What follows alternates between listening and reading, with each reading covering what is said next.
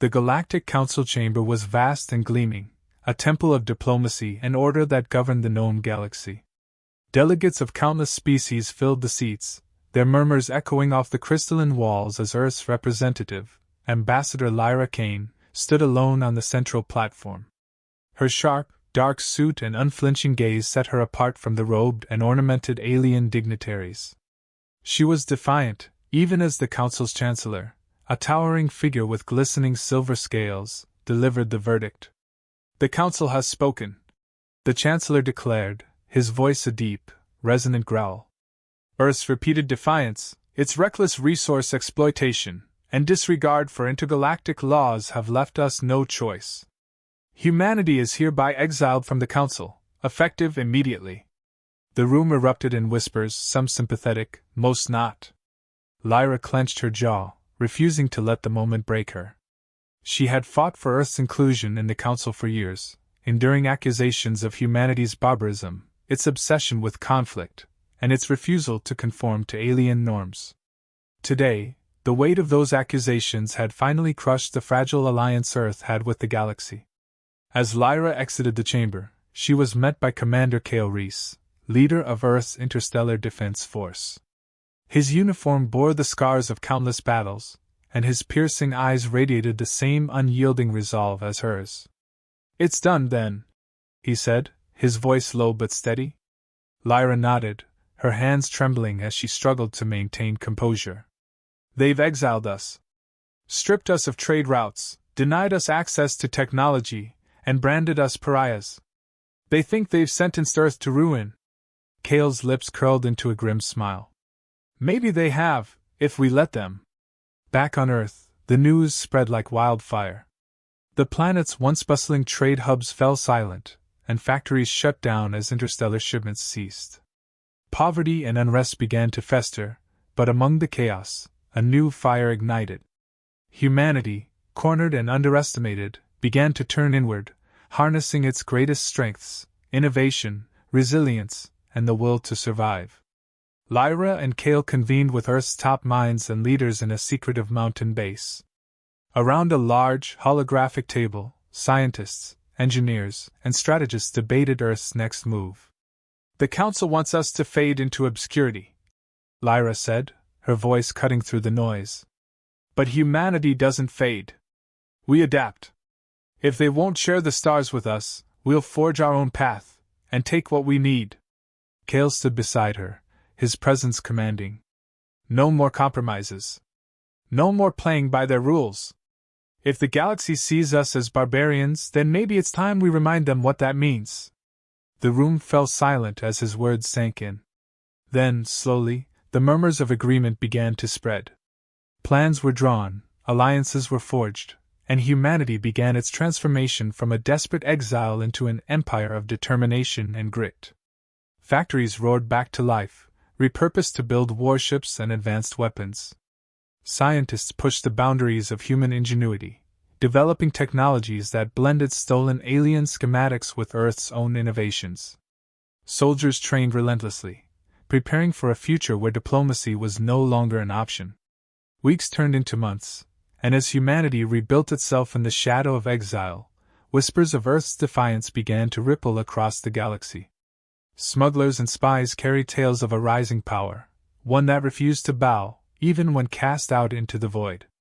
Earth was no longer a member of the Galactic Council, but it was far from forgotten. And deep in their hidden strongholds, Lyra and Kale prepared for the moment when humanity would reveal itself, not as a broken outcast, but as a force to be reckoned with.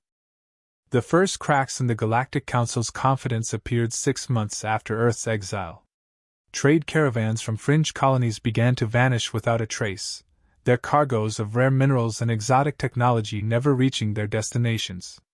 Refugees from border planets whispered of sleek, black ships emerging from hyperspace, piloted by humans wearing fearsome exosuits and demanding resources in exchange for protection. To the Council, it was clear, humanity was not fading away, it was growing bolder. Within the hidden mountain base on Earth, Lyra Kane stood before a massive holographic projection of the galaxy. Red markers indicated key Galactic Council trade routes, resource depots, and patrol zones. Beside her, Commander Kale Reese paced, his gloved hands clasped behind his back. "The Council's arrogance is our greatest weapon," Lyra said, her voice steady but sharp. "They've underestimated us at every turn. They think we're scattered scavengers. Let's make sure they keep thinking that, until it's too late." Kale stopped pacing and pointed to a cluster of red markers. "This sector is lightly defended but rich in industrial materials. If we hit them here, we can cripple their supply chain and secure the resources we need for the fleet." Around the room, officers and strategists nodded. What had started as a desperate struggle for survival had grown into a calculated campaign. Humanity was no longer just defending itself. It was expanding, striking at the heart of the Council's infrastructure. Every attack was precise, every move designed to sow confusion and fear. The fleet Kale spoke of was unlike anything the galaxy had seen. Humanity's warships, built in secret shipyards hidden in asteroid belts, were sleek and angular, bristling with weapons powered by reverse-engineered alien tech. But their true strength lay in their unpredictability. Human pilots, unbound by the rigid protocols of the Galactic Council's forces, used daring maneuvers and guerrilla tactics that left their enemies reeling. On the front lines, Captain Iris Voss led a squadron of these ships on daring raids. Her latest target was a mining outpost on the frozen moon of Karsus IV. As her squadron emerged from hyperspace, the outpost's automated defenses activated, sending swarms of drones to intercept them. "Eyes sharp, people," Iris said over the comms, her voice calm but commanding. "We've done this before. Stick to the plan." Her squadron split into two groups, one drawing the drones away while the other targeted the outpost's power generators. Iris's ship weaved through the chaos, her hands steady on the controls. In moments, the generators were destroyed, plunging the outpost into darkness. The mining equipment, now defenseless, was swiftly claimed by the humans. Back at the mountain base, Lyra monitored the operation's success. Reports from the field filled the room, detailing not just the raid on Karsus IV but dozens of other missions carried out simultaneously across the galaxy. "Every victory brings us closer," she said, addressing the gathered leaders. "But we can't grow complacent. The Council won't ignore us forever. They'll retaliate, and when they do, we need to be ready." She was right. The Galactic Council was not blind to humanity's resurgence. Within their grand chamber, the alien delegates debated how to respond. Some called for diplomacy, arguing that the humans' ingenuity could be harnessed as an ally. But others, led by the fearsome warlord Zervath, demanded retribution. "They've turned from scavengers into predators," Zervath snarled, his multiple eyes glowing with anger. "If we don't crush them now, they'll consume the galaxy." The Council reluctantly approved a plan to deploy a fleet to Earth's solar system. The operation, codenamed Eclipse, was designed to be a show of force, a reminder that the Galactic Council still held ultimate power. When news of the fleet reached Earth, it sent shockwaves through humanity's ranks. For the first time since their exile, they would face the full might of the Council in open battle. Lyra and Kale convened an emergency meeting to prepare. "They think they can intimidate us," Lyra said, her voice firm despite the tension in the room. "They believe their fleet will make us cower. But they've forgotten who we are. We don't cower. We fight." Kale stepped forward, his gaze sweeping over the gathered leaders and strategists. "This isn't just a battle, it's a message. When they come for us, we'll remind them why they feared humanity in the first place." The room erupted in cheers, but beneath the surface, everyone knew the stakes. This would be humanity's greatest test yet, a confrontation that would determine whether they could truly forge their own empire or be crushed by the weight of the galaxy. As the final preparations were made, Lyra and Kale shared a brief moment alone. "Do you think we're ready?" Lyra asked, her voice barely above a whisper. Kale's expression softened, a rare glimpse of vulnerability. "We have to be. The galaxy threw us out, but now it's our turn to show them what they unleashed." And so, as the Galactic Council's fleet descended on Earth, humanity braced itself for the fight of its existence, ready to meet the challenge head-on. The Galactic Council fleet arrived in Earth's solar system with a level of force designed to intimidate. Hundreds of starships emerged from hyperspace, their hulls gleaming with the reflected light of Earth's sun. Massive dreadnoughts, each the size of a city, took point, while smaller destroyers and fighter squadrons formed a defensive perimeter. At the center of this armada was the flagship Eclipse Eternal, commanded by Warlord Zervath himself. On Earth, humanity's forces moved into action. The underground mountain base was a hive of activity as officers shouted commands, technicians monitored sensor arrays, and strategists fine-tuned their battle plans. In the command center, Lyra Kane stood beside Kale Reese, both of them watching the fleet's approach on a massive holographic display. "They're not here to negotiate," Lyra said grimly. "This is a show of power. And we'll give them a show they'll never forget," Kale replied, his voice steady despite the enormity of the threat. "Is the fleet ready?" Lyra nodded. "Our ships are in position. They know the plan." The plan was simple in concept but audacious in execution. Humanity's fleet, though smaller in number, would rely on speed, precision, and unpredictability to outmaneuver the Council's forces. Key to this strategy was a new weapon, the Erebus Protocol, a system designed to disrupt enemy communications and targeting systems using electromagnetic bursts. If deployed correctly, it could turn the tide of battle. As the Council fleet moved closer, Kale addressed the human fleet through a secure channel. His voice echoed with resolve. "They came here to make us kneel. Let's remind them why we stood up in the first place. Every ship, every pilot, this is your moment. Show them what humanity is made of." The first salvo came from the Galactic Council. A barrage of plasma bolts and energy beams streaked toward Earth's orbital defenses. The automated systems responded in kind, firing back with rail guns and missile pods. Explosions lit up the void as the two sides clashed. Humanity's fleet emerged from the shadow of Earth's moon, their black, angular ships blending into the darkness of space. They struck quickly, targeting the Council's smaller ships on the edges of the formation. Captain Iris Voss, leading one of the squadrons, weaved her fighter through the chaos, her reflexes sharp and precise. "Stay on target," Iris commanded as her squadron disabled a Council destroyer. "We can't afford mistakes." The Erebus Protocol was activated, sending waves of electromagnetic energy toward the Council fleet. On board the Eclipse Eternal, Zervath growled in frustration as his systems flickered and failed. Communications went silent, targeting computers malfunctioned, and chaos spread through the ranks of the Council's forces. "They're jamming us!" Zervath roared, slamming a clawed hand onto his console. "Switch to manual overrides and counterattack." But the damage was done. The Council's fleet, disoriented and unable to coordinate, became vulnerable to humanity's hit-and-run tactics. Human ships darted in and out of the fray, striking critical targets before vanishing into the blackness of space. Despite the disruption, the Council's sheer numbers began to take their toll. Human ships were outnumbered 10-1, and every victory came at a cost. In the command center, Lyra watched the battle unfold, her fists clenched. "We're losing too many ships," one of the strategists said. "We can't keep this up." Kale leaned over the console, his eyes scanning the holographic display. "We don't need to win every engagement. We just need to hold long enough for the second phase."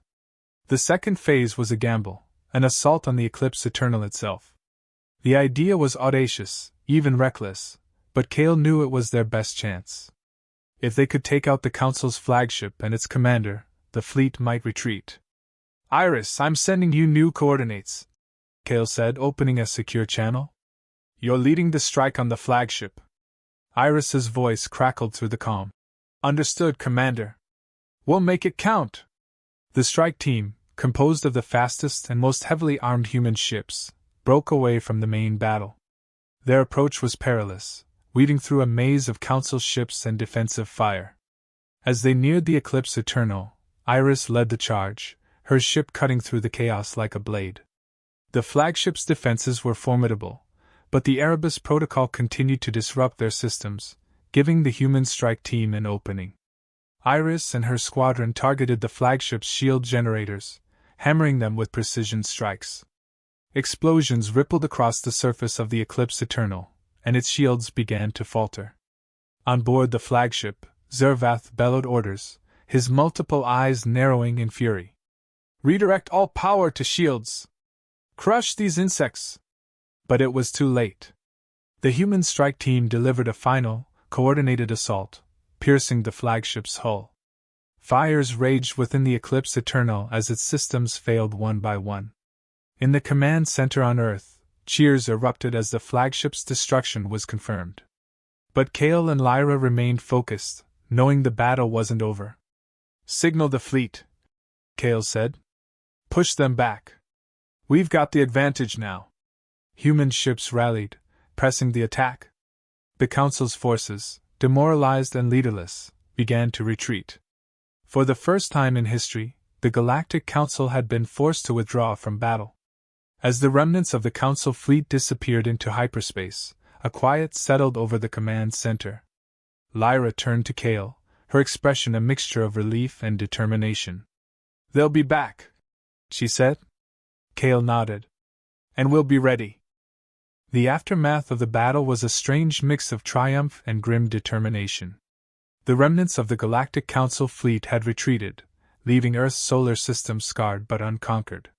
Human ships, battered and scorched, began returning to their stations, carrying both the weight of their losses and the pride of their survival. In the mountain base, the command center buzzed with subdued energy. Technicians pored over damage reports, strategists discussed repairs, and medics coordinated efforts to care for the wounded. In the midst of the activity, Lyra Kane and Kale Reese stood side by side, their attention fixed on the massive holographic display showing the aftermath of the battle. "We've bought ourselves time," Lyra said, her voice measured but weary. "But this was just the first wave.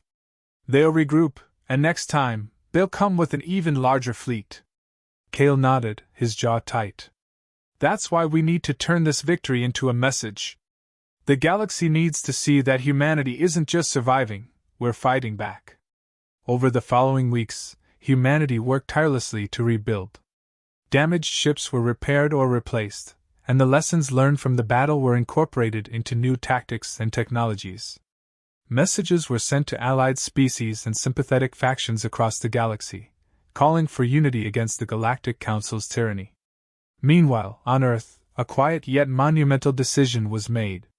A council of humanity's leaders convened to discuss the next steps in their struggle for survival and freedom. The meeting took place in a chamber deep within the mountain base, its walls lined with screens displaying data and maps of the galaxy. Lyra addressed the council, her gaze steady and resolute. "For too long, we've fought to prove our worth to the Galactic Council, to earn a place in their order. But they've made it clear, they will never see us as equals. It's time we stopped trying to fit into their system and built our own." Her words resonated deeply, sparking murmurs of agreement. Kale rose from his seat, adding his voice to hers. "The Council tried to crush us because they feared what we could become. Let's show them that their fear was justified. Let's build an empire, not one of oppression, but of resilience and freedom." The decision was unanimous. Humanity would no longer seek acceptance from the Galactic Council. Instead, they would forge their own path, creating an alliance of species united by shared values and a commitment to standing against tyranny. The newly formed Terran Alliance quickly gained momentum. Ships were dispatched to distant systems, carrying envoys who spoke of humanity's struggle and vision for the future. Many alien species, long disillusioned by the Council's rule, found hope in humanity's defiance and pledged their support. Among the first to join were the Dalkari, a race of engineers known for their ingenuity, and the Zenari, fierce warriors who had suffered under the Council's oppressive policies. Together with humanity, these species began laying the foundation for a new power in the galaxy. The crowning moment of this new alliance came during a ceremony on the steps of Earth's United Hall. Delegates from dozens of species gathered under the shadow of the Terran Alliance's banner, a bold symbol of unity and defiance. Lyra stood at the podium, her voice carrying across the plaza and through countless broadcasts across the galaxy. "We were cast out," she said, her voice unwavering. They thought exile would break us. But in our darkest hour, we found our strength. Together, we will build a future where no species has to kneel, where no voice is silenced, and where justice, not fear, reigns. The cheers that erupted were deafening, a sound that carried hope across the stars. Back in the command center, Kale watched the broadcast with a rare smile. Iris Voss, now a decorated captain, stood beside him, her arm in a sling from an injury sustained during the battle. "Think they'll get the message?" Iris asked, her tone light but her eyes serious. Kale chuckled. "If they don't, they will soon enough." In the following months, the Terran alliance grew in strength and influence. Fleets were expanded, technologies shared, and cultural exchanges flourished. Humanity, once seen as an outcast, became a symbol of resilience and leadership. The Galactic Council, however, was not idle. Warlord Zervath, though disgraced, began rallying factions within the Council to prepare for a counterattack. But the cracks in the Council's unity were evident. More and more member species questioned their allegiance, emboldened by the Terran Alliance's vision. As the first Terran Alliance fleet set off on a mission to liberate a Council-controlled colony, Lyra and Kale stood on the bridge of the flagship Resolute. The stars stretched before them, an endless expanse of possibility and challenge. "This is just the beginning," Lyra said, her voice quiet but full of determination. Kale nodded, his gaze fixed on the horizon. "We've proven we can survive. Now let's show them we can lead." The journey ahead would not be easy, but humanity had found its place in the galaxy, not as exiles, but as architects of a new era.